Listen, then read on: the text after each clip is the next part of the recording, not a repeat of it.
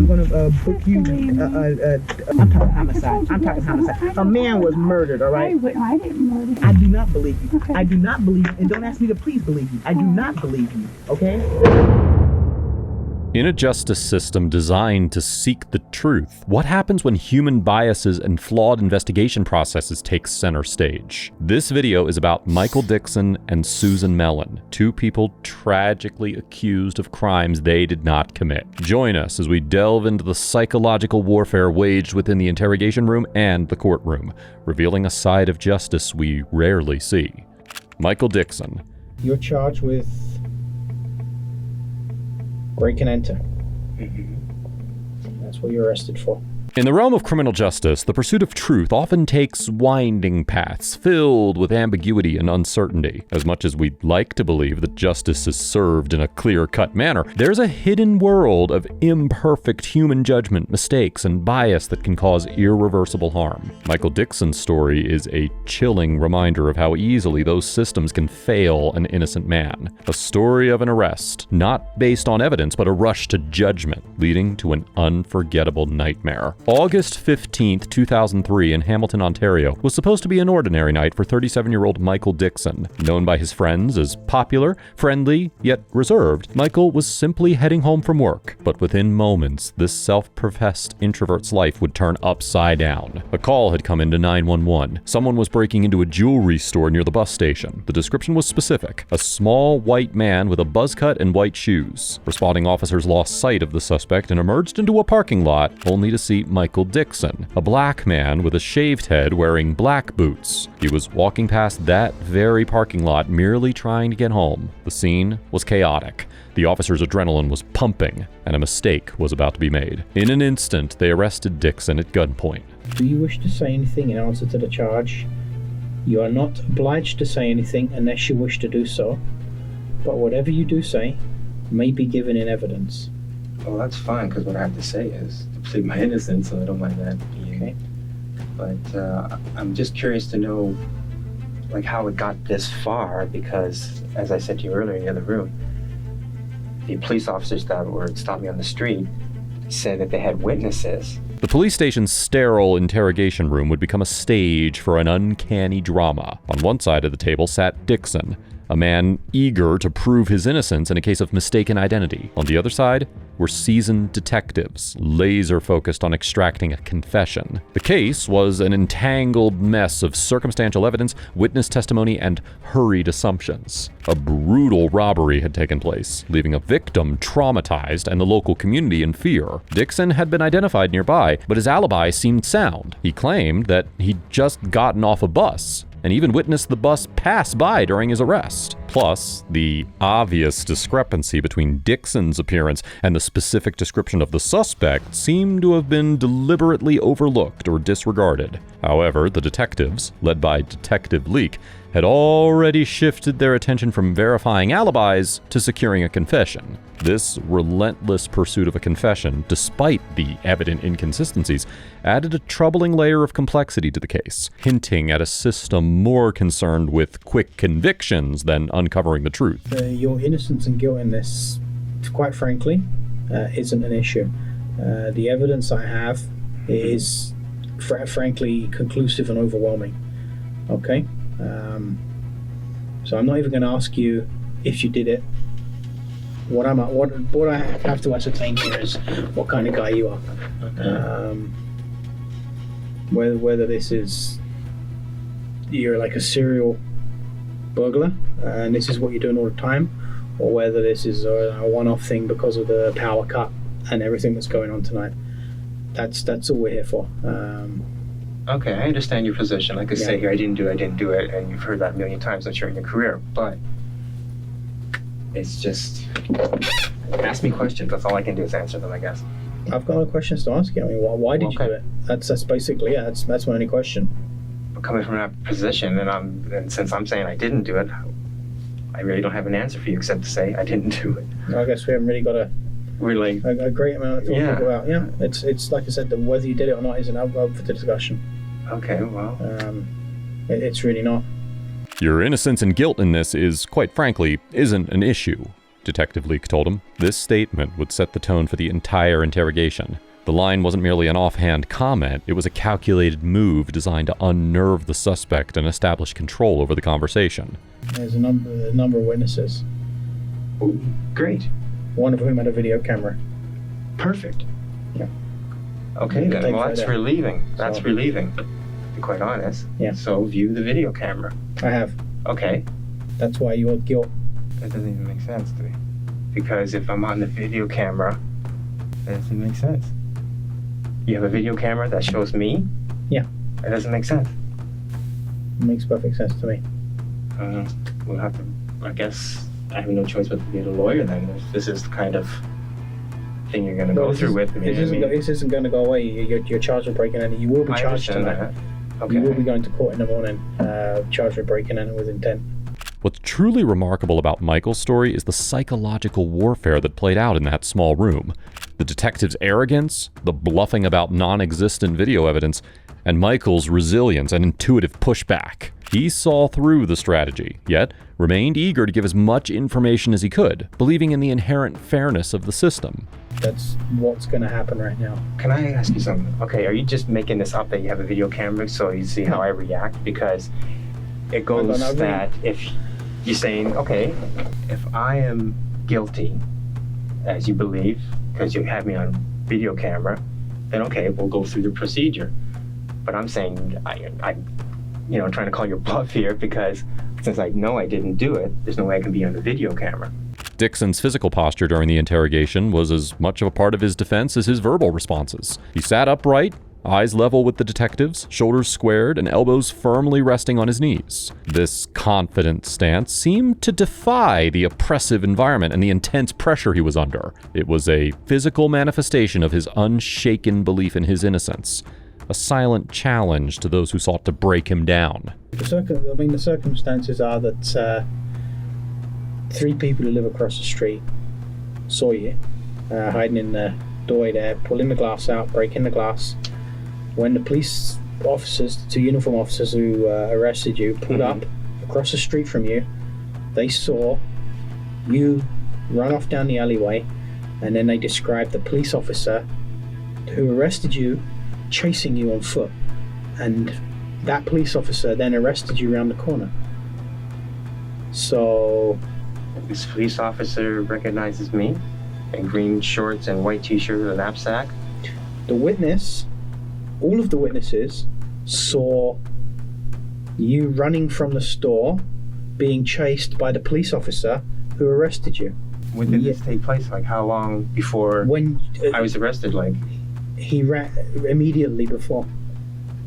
Seconds. well, this isn't me. That's what I'm telling you. The detectives were not oblivious to this stance. They may have seen it as a challenge or even a threat. As the interrogation wore on, their tactics shifted from casual questioning to psychological manipulation. They employed classic techniques such as playing good cop, bad cop, creating false evidence, and employing leading questions, all in an effort to destabilize Dixon's composure. I was at work. I caught the 12:30 bus to Hamilton.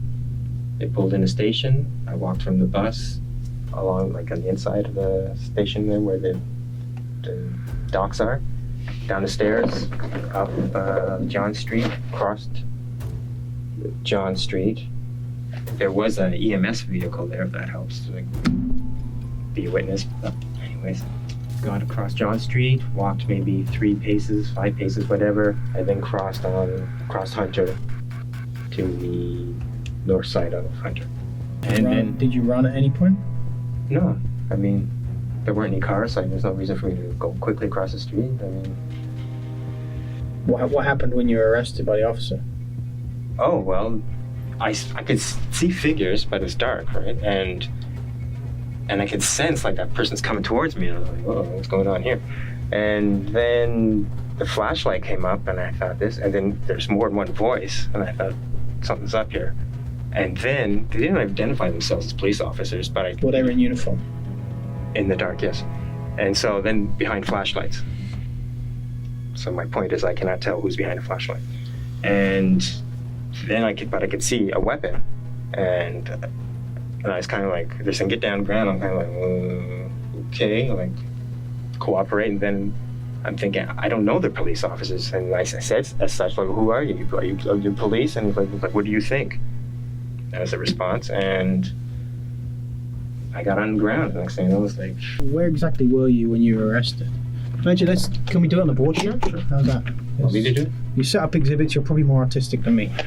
When you maybe draw the layout of the streets, and maybe a dotted line that's your path. How's that? Sure. And another dotted line where the police officers come from. Okay, this is the tunnel, the bridge. Okay. And come at the bus station. So which way is north, towards the lake? The north. Okay. And so I came here. The EMS truck or whatever ambulance it was there, went off, crossed here, and crossed here. That's it. Okay, did you come straight from the bus? Yeah, absolutely. Like, I even looked, I was like, maybe I should take a cab. I'm like, oh, no. So you came straight off of the bus? Yeah. And that's it. Like, the bus is... Ooh, that's it. It's like, I was off the bus, like, maybe, 2 minutes? So how long before you were arrested were you off of the bus? That's what I'm saying. Like, from there to there, it's like not even 2 minutes. Did you stop or do anything in the interim? I was walking, I was trying to see in the dark and questioning, like, am I going to get mugged? And that's about it. So where were you when you first became aware of the people who subsequently were police officers? Okay, well, there's a building here in the corner. That's like an entrance to whatever, parking or something. And there's another building here. There might have been some, actually I was walking. I saw a flashlight or something there, and I can hear hollering, and then someone else is here, and that person, or maybe, I don't know, maybe that person ran, I'm not sure. But anyways, I was approached here. Okay, great, thanks very much. Take a seat. Beneath the surface, the psychological toll began to manifest. The relentless pressure, the distortion of truth, and the manipulation of facts started to erode his confidence. Well, I've got nothing to gain. I'm not trying to give you a hard time, right? You know what? I've got nothing to gain from that either way, which is why I'm not asking you, did you do it? I'm not trying to catch you out, what we've discussed tonight. Yeah. Okay? Problem is the speed at which this is going. Yeah. Like when I was on the ground, I was saying, go quickly to the terminal. I have like 6 or so guys around me, like talk to the bus driver, right. I can't comment on things that haven't been seen, unfortunately. But now I'm left hanging, right? Now I'm looking at this. I mean, this is basically on the evidence I've got. This is the only course of events that can take place right now. But I will certainly make sure that this is looked into thoroughly. Okay, I can give you my word on that. That's my duty. That's what I have to do. Okay, I trust you will. Okay. But I'm just saying, it's a shame that I don't even know where I'm staying tonight. Like, what horrors are ahead of me. But I mean, this is unfortunate. Wait with me a second. I just have to check on one thing. Okay. Michael's composure was extraordinary. Yet, as the reality began to sink in, fear emerged in his eyes. He wasn't going home after the interview, and the truth seemed to be slipping further and further away. It just stings being doubted until proven innocent, Dixon told the detective. Well, this statement encapsulates the painful irony of his situation. A system that professes to presume innocence, yet operates in a manner that often presumes guilt. Dixon was kept in jail for 3.5 harrowing days. His ordeal would only end when a separate investigator looked into his alibi witnesses and surveillance. Finally, exoneration came, but the scars remained. A civil trial followed, leading to Michael being awarded $46,000 in punitive damages. The officers involved faced demotion and suspension. But can monetary compensation really heal the wounds of such a traumatic experience? His story is a lesson in humility, patience, and the terrifying reality that even with the truth on your side, everything can change in an instant. Susie Mellen. It is undisputed that Susan Mellen is actually innocent, that she spent 17 years separated from her children, wrongly imprisoned for a murder she did not commit. On July 21st, 1997, Susan Mellen's life was thrown into chaos when she was accused of a heinous crime she didn't commit. A crime that would see her isolated from her loved ones and thrust into a world of despair and hopelessness for nearly 2 decades. The dissection of Susan Mellen's case is a profound journey into the dark side of the criminal justice system, exploring the psychological warfare waged upon an innocent woman and the behavioral aspects that define her wrongful conviction. I would never, from my heart, my soul, I would never do that to anybody. I didn't hate Rick. I would never let anybody do something I hated. Or I still, I had feelings for the man. He was good to me. He was good to me. He was good to my kids. He loved my kids. And I went to the funeral, and it's like, it was a sick thing, what they did. I'm going to book you. No, I'm not going to believe. I'm talking homicide. A man was murdered, all right? I didn't murder him. Okay, that's it. Please believe me. I wouldn't do that. I think you sit there and you think about, I do not believe you. Okay. I do not believe you. And don't ask me to please believe you. I do not believe you, okay? Susan's demeanor during the interrogation was a stark contrast to the confident defiance shown by Michael Dixon in our previous section. Here was a woman not so much defiant, but pleading, her voice resonating with the raw emotion of innocence betrayed. You know that because you were there. I heard it. I tell you what, you know what? You just told me you were going to tell me the truth. You're not telling me the truth.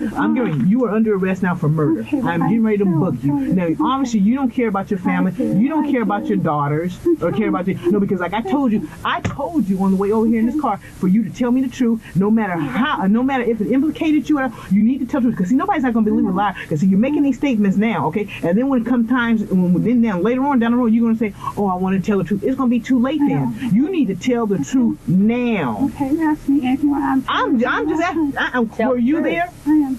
There's an alarming undercurrent of psychological manipulation in this case. Detective Wynn, upon encountering Mellen's desperate insistence on her innocence, did not exhibit empathy, nor did she demonstrate a desire to search for the truth. Instead, she wielded emotional pressure as a weapon, a tactic designed to break Mellen's spirit, to force her into submission. Wynn told Mellen she didn't care about her family or her daughters because she believed Mellen wasn't telling her the truth. The verbal assault was a chilling attempt to isolate Mellen emotionally, a coercive technique aimed at eliciting a false confession. Wynn also refused to administer a polygraph test, despite Susan's requests, further aggravating her anguish and feelings of injustice. Hold on a second. Okay, let me just get some basic information from you and then... Susan's individuality, her unique story, was overshadowed by a larger narrative, one that painted her as a pawn in a game she did not understand. When left alone, Susan's anguish was palpable. Holding her head in her hands, tears streaming down her face, she prayed desperately for a solution. Because, here's Rick. Here's his body. I'm not showing you anything. There's his body. Well, you already saw it, so I don't have to show it to you again. After 17 agonizing years of wrongful imprisonment, Susan Mellen's nightmare finally came to an end. New evidence, including the confession of Santo Alvarez that Mellen was not involved in the murder, led to a reinvestigation of her case. This, coupled with the revelation of June Patty's unreliability and Detective Wynn's withheld information, prompted the Los Angeles County District Attorney's Office to abandon the prosecution. On October 10, 2014, Mellen's conviction was vacated, the charge dismissed, and she was released. Determined to seek justice for the injustices she endured, Mellen filed a federal lawsuit against the city of Los Angeles and the detectives responsible for her conviction. In March of 2019, she reached a settlement of $12 million, a significant legal victory that, while not able to fully compensate for the lost years and emotional trauma, represented an acknowledgement of the profound failure of the system that had stolen so much from her.